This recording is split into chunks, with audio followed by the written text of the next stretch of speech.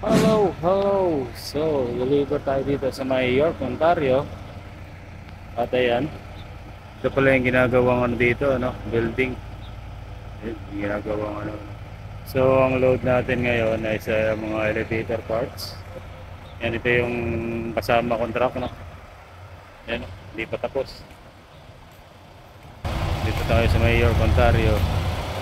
At yun, meron pa siya doon, no? Yan, load, konti na lang. Konti na lang, tapos na. Ito naman yung sa atin next. So mga elevator parts yan. Kaya pala matagal, kaya pala mabagal.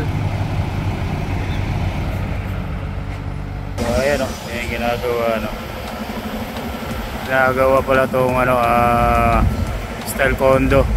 Deliver namin mga parts ng elevator. Elevator parts to. Ito residential area no. Ayan. So after nya ito naman sa kanyang i-unload. Sa gilid lang kami ng kalsada no. Palanganin yung pwesto namin. Gilid lang kami ng kalsada naka-park. Tapos sa gilid lang rin mag-ano. Sa gilid lang rin mag-unload. Ayan, nakita mo yung mga bahay dito. Okay naman dito. Uy, what's that? Ayan, bahay dito. Mga bahay dito. Dito. Ayan.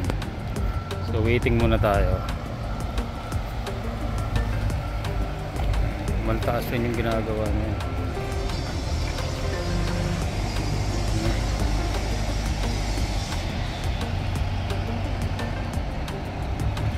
So ayan. Ito sa akin medyo ano kasi 1, 2, 3, 4 8 boxes 8 1, 2, 3, 4 8 pallets 8 boxes yan. Ayan, after nun then ayun ayan. So meron pa siyang dalawang paleta na yan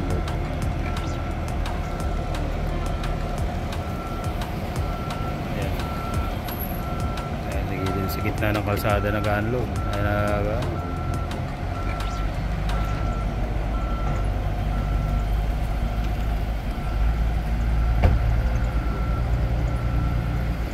Daanin mo na yung kotse.